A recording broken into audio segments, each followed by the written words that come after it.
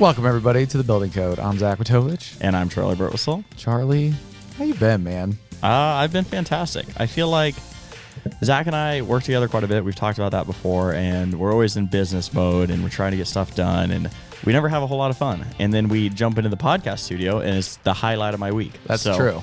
Very, very excited to be, and it's a beautiful Friday afternoon. People stop us in the hallway and like, podcast day? It's got a different energy. Yeah, a little different mood, a little pep in the step, and it's 4:30 on a Friday. So very, very excited to be here.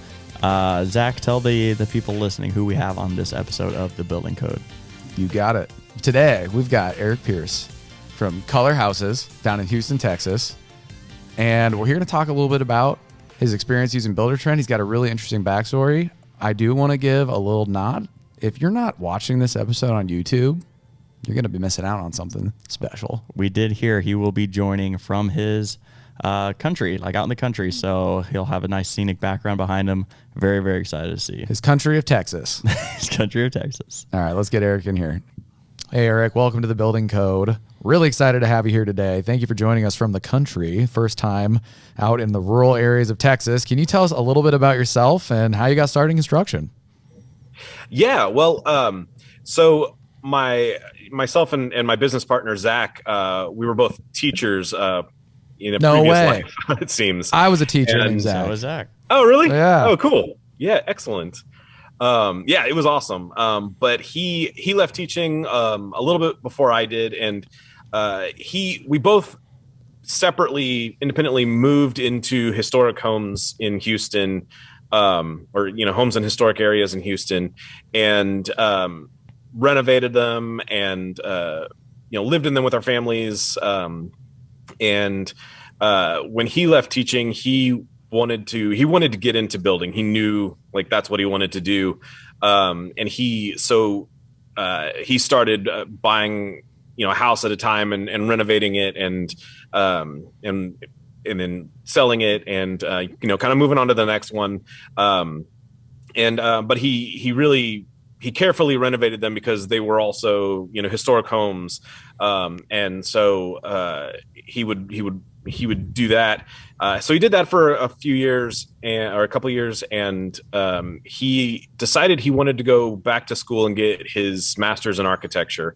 And so he went to U of H and started working on his master's in architecture. And about that same time, I decided to start looking for a new career. My wife is also a teacher, and we were having kids, and we're like, I just wanted something, a new challenge. And he and I had been friends for a while at that point, and so I knew what he had been doing. And when he went back to architecture school, and I was telling him I was leaving teaching, we started talking about working on things together. We had both renovated a couple of homes each at that point, So at that point, he started building a house for himself, a custom home, and he asked me to help him because he was in school. So I basically project managed it for him, and it went really well. And we decided to just kind of take a shot at mixing friendship and business. And so I joined Color Houses, and at that point he had a company for a couple of years for his renovations, and so I joined up, and we became partners, and we've been doing it ever since.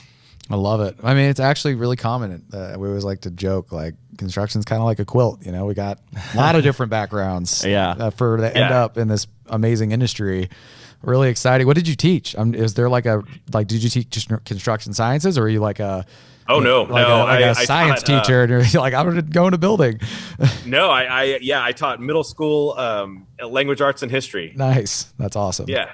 Also a former history teacher. So awesome. Yeah. Zach constantly makes me feel bad about just my general knowledge, I guess. Yeah, but then he hits me with like a data science formula, and I'm like, what am I looking at here? Right. So remind me again, Eric, I may have missed this at the beginning, but about how long ago was that when you and Zach started the Color Houses? So Zach started the company in 2010, and I joined him in 2013, and we became partners at that point. Nice. Gotcha. Been at for a while. Yeah, I was gonna say coming up on 10 years. 10 years next year. Yeah. Very cool. So how's the company kind of grown and kind of evolved to where it was at 10 years ago to where it's at today? Oh man, it's it's grown a lot. We started basically just doing like I said, he had started doing renovations, buying a house and renovating it and selling it. And so I started helping him with that. Once we finished his house and we realized that this was a thing that we could do and pursue that, we would buy a house and renovate it. And we also started kind of putting our name out there, friends and family and that sort of thing.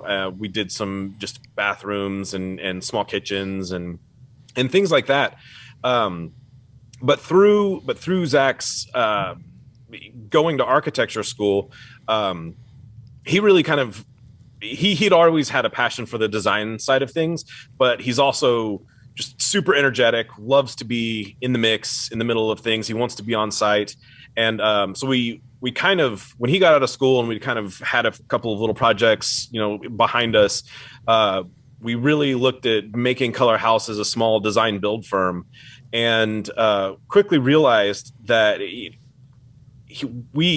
didn't have the expertise to be, behind the computer drawing stuff, designing, and he didn't really want to be. He wanted to use that knowledge on site to do, to build interesting things for architects and that sort of thing. And so we had started developing relationships with some of the local award-winning architects in Houston, and we started getting our name out there and showing off some of the stuff that we had done previously, and picked up a couple of additions and things with some of our local architects, and realized that was what we wanted to do. We basically want to be the architect's builder, for Central Houston and for those historic areas around Houston.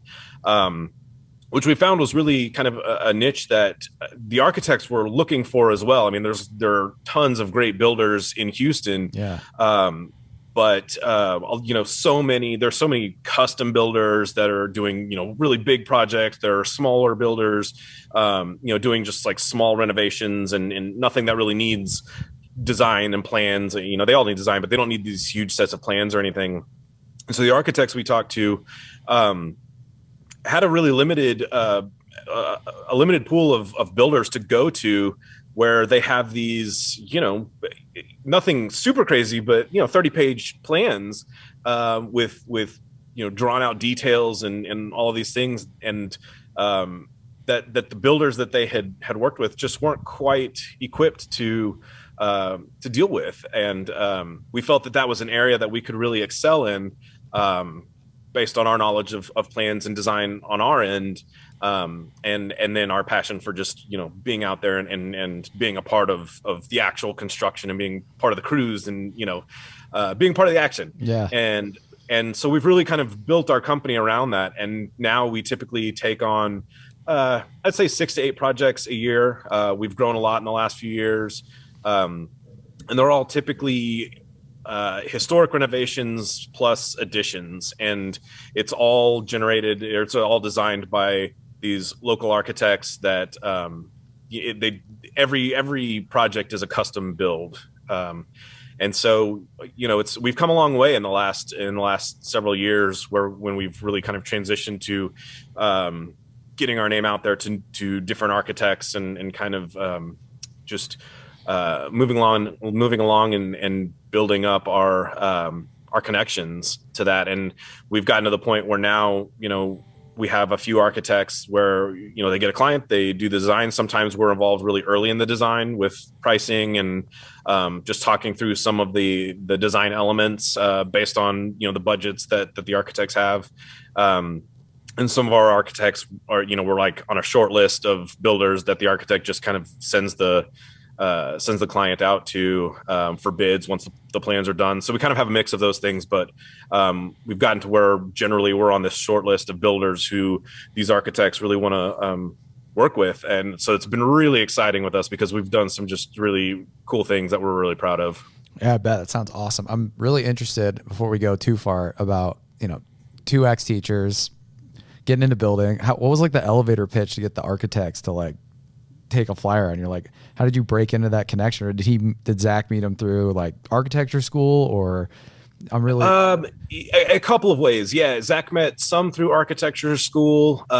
Some of them we did a couple of new construction builds that we bought like a lot with an old house on it, and we renovated the old house and sold that, and then split the lot and put up some new construction. And so for that, we went to a local architect and got some of his plans and worked with him to build those. And from there, in many ways, I mean, Houston is huge, and there are so many builders, so many architects, but again, in a lot of ways, the architecture community is really small. I mean, we definitely work with architects who have gone to school all over, but a lot of the architects we work with have gone to Rice or U of H for architecture school. Even if they didn't get their bachelor's there, they just kind of ended up going there and then sticking around in Houston and doing their thing. And so once we kind of got in with a couple of them, they would talk to their friends who are in this community and they'd say, oh yeah, these guys, did good work, if you're looking for someone. And so we just slowly over the past 10 years have just grown into being a part of that community. And now our name is kind of starting to get outside of that smaller community from within those two schools and into some other stuff that we're really excited about. But that's kind of where we started was, focusing on this architect community through Rice and through University of Houston. We'd go, Zach and I would both go to, Rice has a big design association, and they do a big house tour every year. And so, for several years, we just go on this house tour and meet the architects who are on this tour. And, we'd start to just put our name out there. Hey, we're doing this project, down the street. We'd love for you to come take a look. And some of them did, some of them didn't. And it's, so we've kind of grown through that. So a lot of it was very specifically kind of targeting, people to come, take a look at our work and take a look at our finished product, take a look at what we're doing, at framing and rough-in, and, whenever they want to come by, just bring them by so they can see our whole process, and understand that. Yeah, that's awesome to hear the growth and obviously congrats on the 10 years. Curious, how many employees do you have now, or what's kind of like your team setup look like? Yeah, our team setup is Zach and I, and then we recently hired an office manager, and she's been incredible. We've really been working on really integrating Buildertrend into these processes, and we've gotten big enough where we needed someone else on the back end to just help us keep things organized, keep our calendars organized, help us with our to-do list, just build all of that stuff out and keep everything in Buildertrend, and then also get that stuff from Buildertrend sent out to our crew. And then beyond that, we've brought a trim carpentry crew and our painters in-house.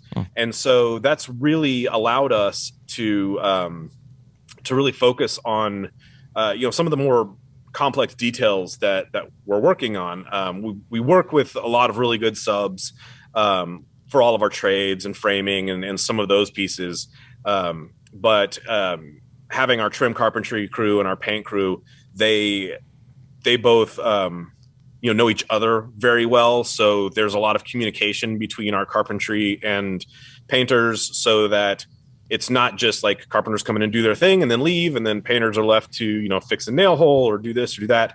They're really working together, and they're cognizant of what the carpenters are cognizant of what they're leaving for the painters. And at the same time, the painters know the carpenters, they're all kind of integrated together in the same company. And so they have no problem giving our carpenters a call and say, hey, we've got, this and this and this, here's a small punch list before we really get going. Can you come take care of this? And carpenters are like, yeah, we'll be there. We schedule them based on our workload and everything. And so there's just a lot of really good energy between those, within our company and between those two groups. And so we have a crew of three painters and 4 trim carpenters, and we can also, grow and shrink that as needed based on our project load, but those 7 people are really our the core of Color Houses, and so they're with us all the time. They're with us full time, and they're fantastic. You know, they're all experts in what they do, and it's also allowed us to really experiment with different materials, different methods. You know, in some sense, it's not just a cabinetry crew. I mean, they're capable of doing some really nice woodworking and different things, and especially in these historic houses, you know, sometimes we're able to offer fabricating, trim or cornice work or whatever that will match up with the existing house, or if stuff is broken and we're repairing it, you know, we have the capability of being able to fabricate the things that we need to really bring that authenticity to the new part of the construction. So it's been really cool. We've done some neat cabinetry, a little bit of furniture, nothing crazy. You know, we're not out selling furniture or anything, but not yet. Just some nice pieces for like clients that are like, oh, hey, can you build this thing for us? And we're like, yeah, we can. And so that's been really awesome. Did you know those guys previously? Were they subs and then you decided to bring them on staff? For whatever reason, a lot of the builders I've worked with in Texas have more and more started to bring the trades that they really trust for certain, you know, for carpenters. Yes.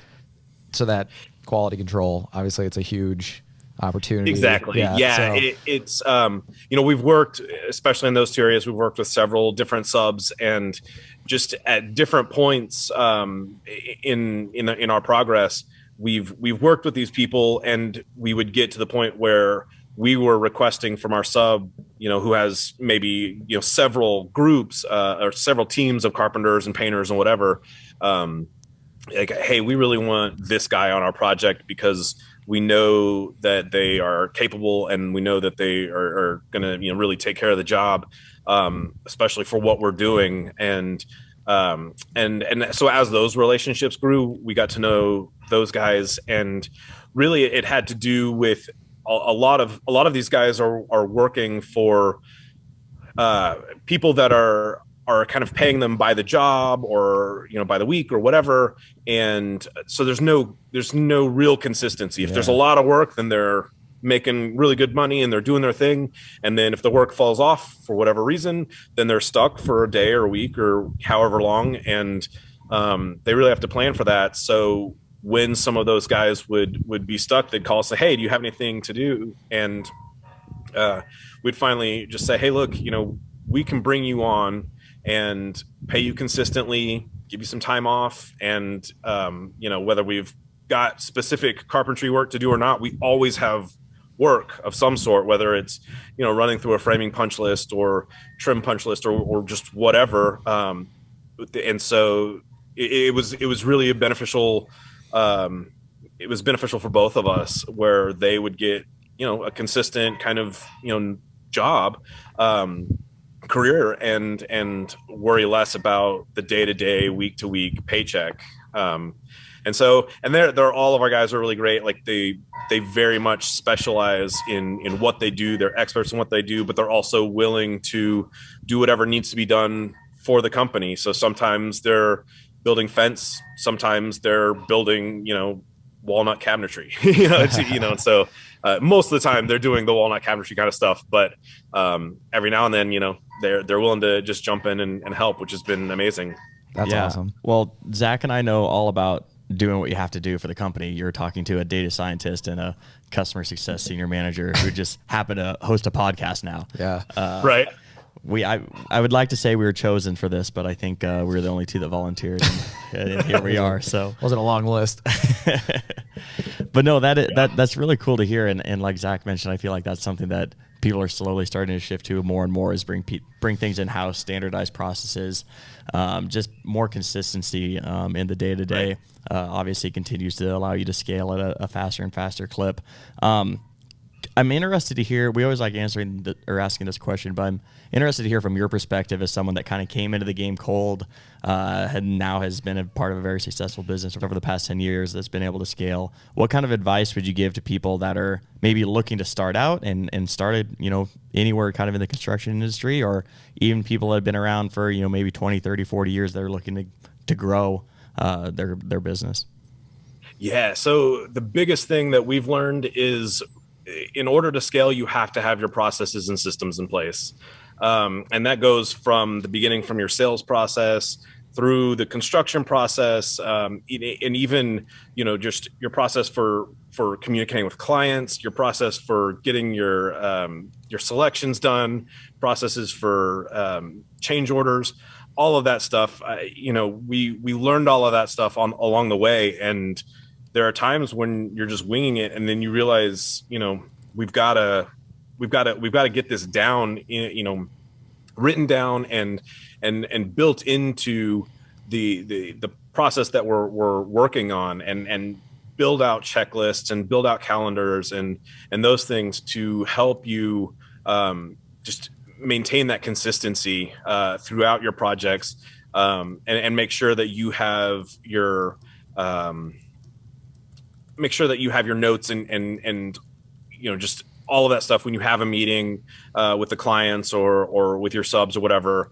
Have your agenda, and Buildertrend has been really helpful with that. I mean, we take our notes and then we put it into Buildertrend, we put it into a daily log, or into a change order or selection or whatever. And we have all of that data right there, and the client has access to that information. We have access to that information, because we're doing projects that are, at this point, they're a year long plus.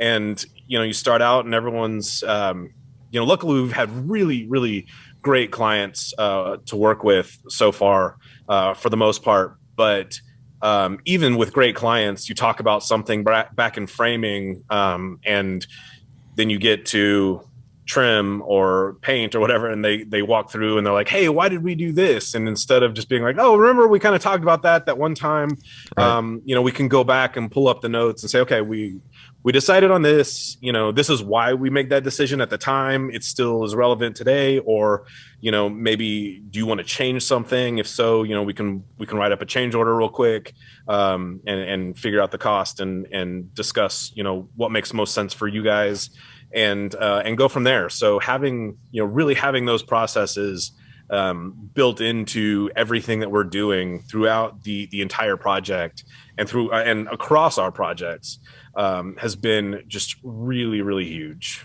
for us.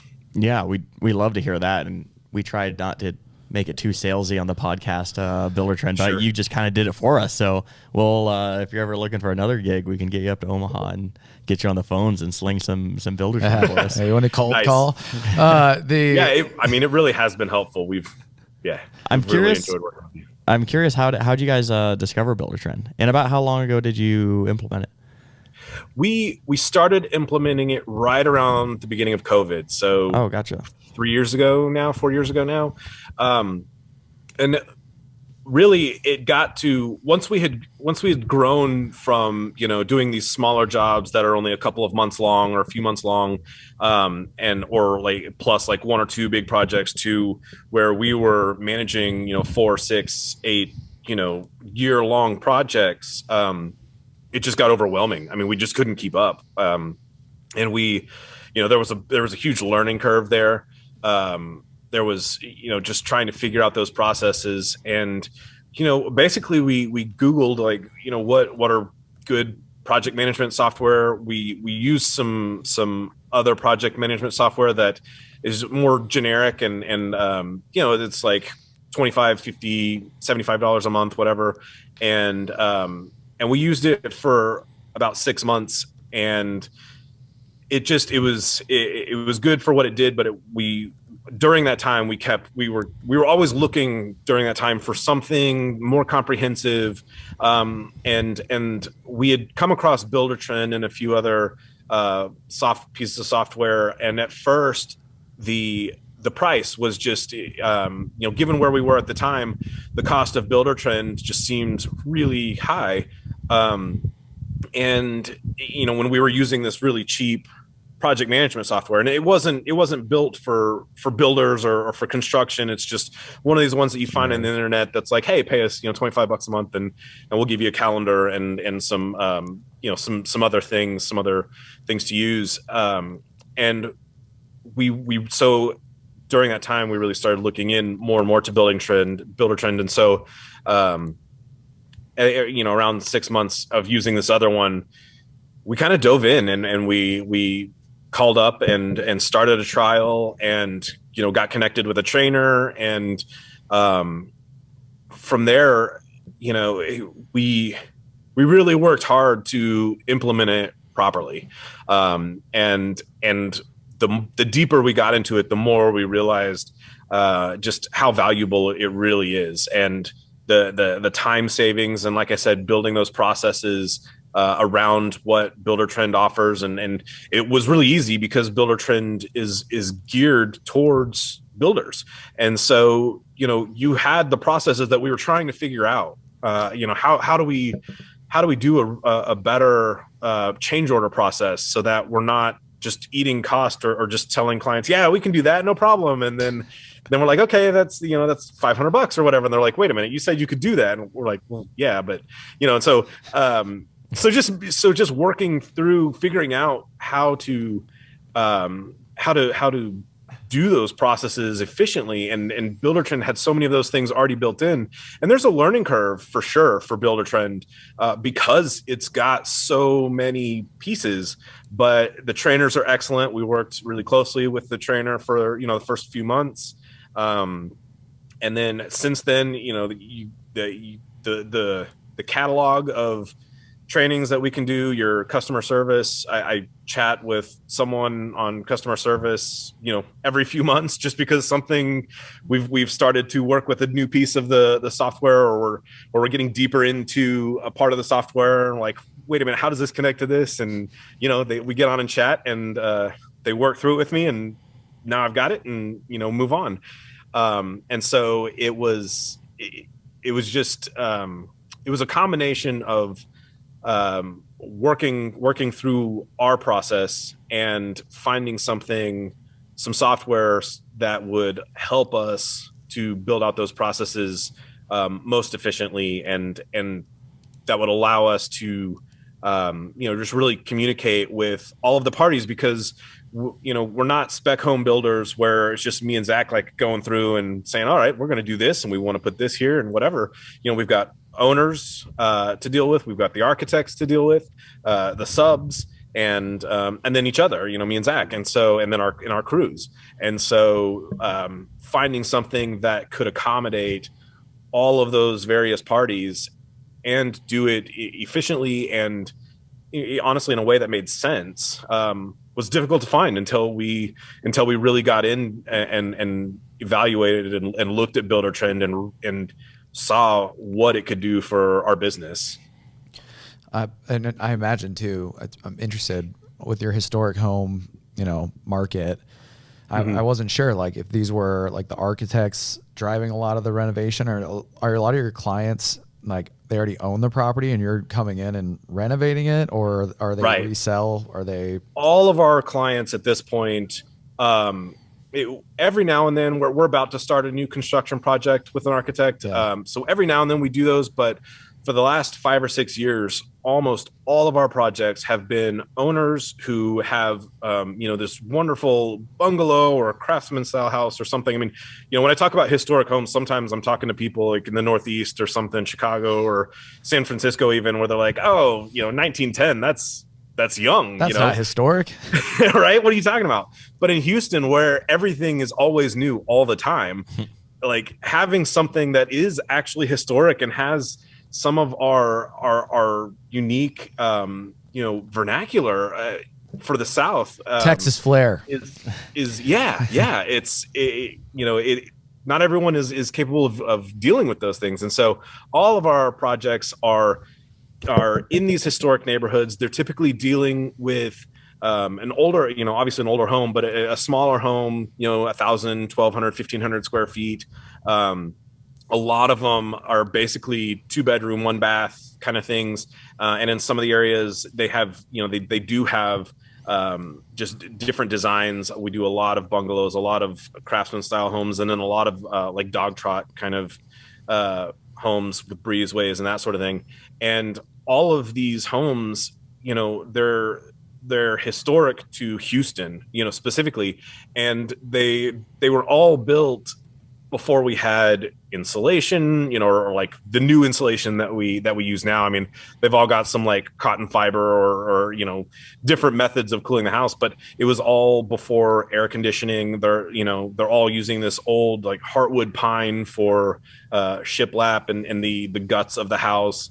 And so many of these houses in these areas just get knocked down, and then someone puts up something that is kind of similar, but not the same. All of this old, beautiful wood goes into the landfill, and it's all, new SYP and different things. And, which there's nothing inherently wrong with that, but our goal, our passion was really trying to preserve some of that, and renovate some of these homes back to what they were before.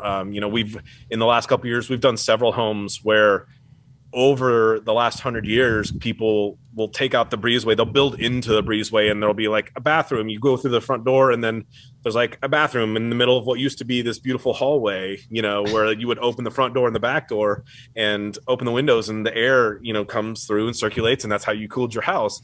And now it's all just, built in. And so we've done a lot of work, reopening those houses and really bringing them back to, we'll put air conditioning, we modernize them, we do what we need to do. But if the owner wants to turn off the AC, in the fall, because people don't realize, people think of Houston as just hot and humid, and no doubt it very much is. That's what I think of. Yeah. Every time I've been there, that's been my experience. From June to August, and this year into October, which was not cool, but it can be very hot and humid. But then you get into October, November, December, and instead of shoveling snow, we have these just beautiful dry breezes coming through, and people want to open it up, and so we've done a lot of work, adding on to those smaller houses, really building them out into homes that families can live in, but also that are maintaining that beautiful character from, around the turn of the century. And they're able to just turn off the AC and open the house up and enjoy the weather when we've got it. And so that's really been our focus. And so we've gotten to the point where all of our referrals are through architects. They are bringing us the clients. So we've built that reputation now, where we're not going and trying to sell ourselves. I mean, we're always trying to sell ourselves, but now we've built our reputation enough that architects send their clients to us, and we're capable of executing what they've planned out and what they've designed. And really the hardest part is figuring out how to do it within the budget that they want to do it in, especially this year and in the last year and a half or so, last 2 years. That's getting harder and harder, but generally, we're building these houses, or we're renovating and adding on to these houses for families that love the historic homes and love the historic neighborhoods that are, because they're very walkable. It's really great communities to live in. And you're not gonna get, necessarily what you find in the suburbs with these giant houses. But they want a little more space, and they want to be able to have a family and not have, a couple of kids in one room and sharing a bathroom and, that sort of thing. So they want some more space, but they want to keep that historic look and that feel of those old materials. And we're excited about that and happy to help them out with that. Yeah, that makes a ton of sense. Watch this segue, Charlie. Speaking of saving costs and materials, Takeoff. You've been using Buildertrend Takeoff to... Yes. See, thought it was good. You've been using that to... with Buildertrend. We recently launched a new feature, so I'd love to talk a little bit how that has improved your processes. What's your experience been like with the new Takeoff feature?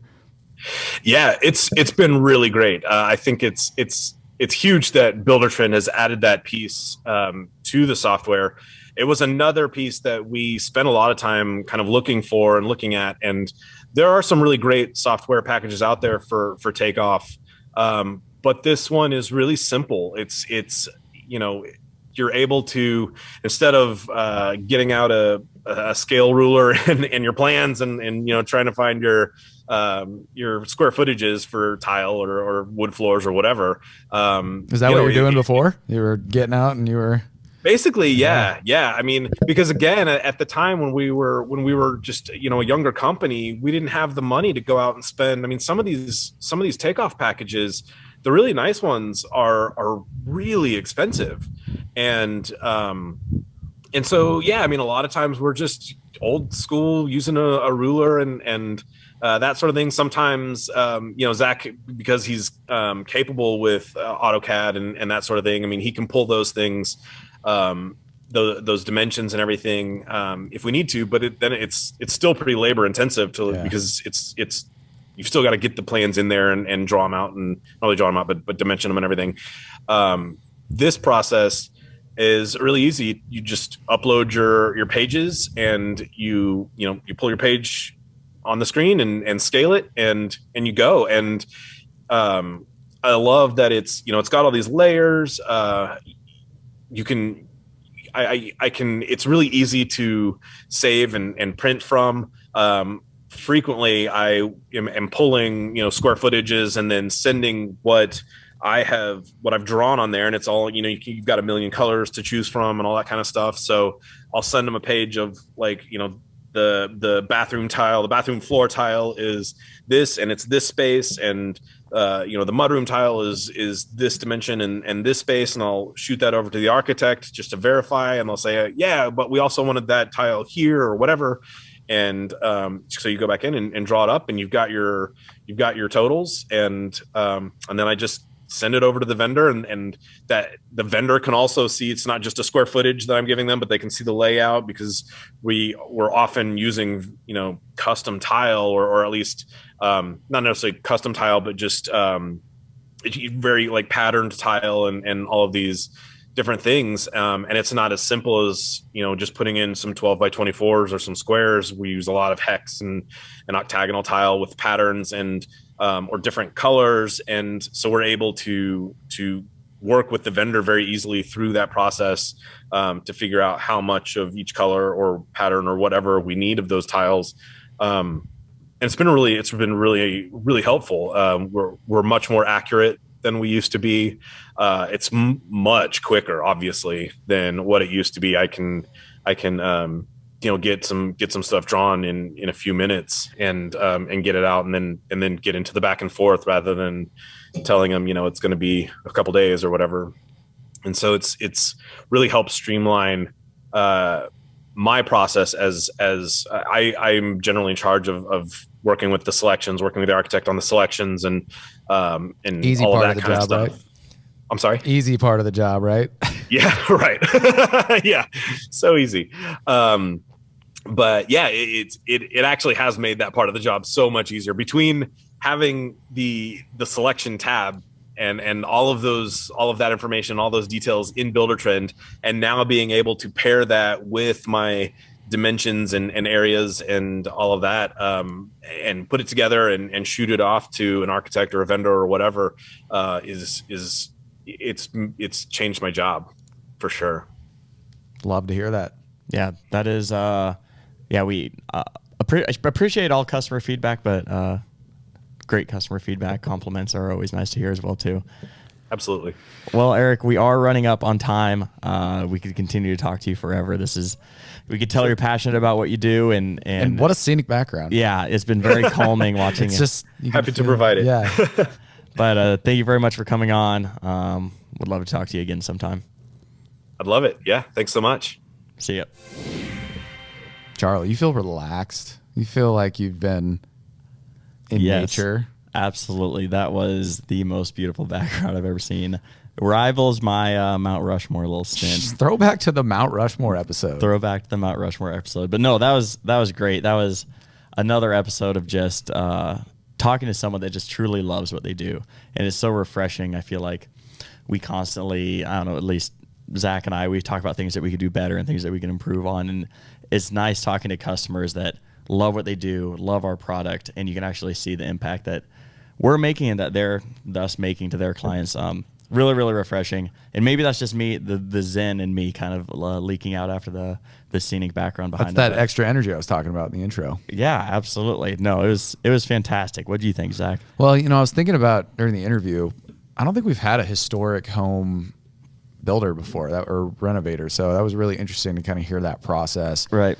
He does a lot of things that I think more builders are starting to do, which is like bring in-house labor. He talked about like finding good trades and you know that is a huge piece of making construction happen, right? Like there's the administration, but you got to have people who do great work, the craftsmanship. I could really tell talking to him, who's a guy who pays attention to the details, and that I'm gonna go check out his website and just see the work they're doing. And it's actually incredible. I hate to admit this, but I was kind of scrolling their website during the interview just because they have a little like gallery page, and I was scrolling through it. There's some really, really cool pictures out there. You know, and he's a former history teacher, so it's really cool to kind of see him doing kind of the historic work, and it was cool. It was also cool that his partner's name was Zach, and every time he said his name, my heart skipped. Like, oh, well, when you would say it, when you said it, I thought you were talking about yourself in the third person. You're like, oh, so Zach, the teacher, he seems like a pretty cool guy, and I was like, he's a lot cooler than this Zach, the teacher, that's for sure. Yeah, if you want sick burns of Zach, join the building code. No, that was a fantastic episode. Hope everyone listening enjoyed it. We'll see you next time. I'm Charlie Burtwhistle. I'm Zach Witovich. See you. Thanks for watching the video. Remember to subscribe to our YouTube channel for exclusive content brought to you by Buildertrend.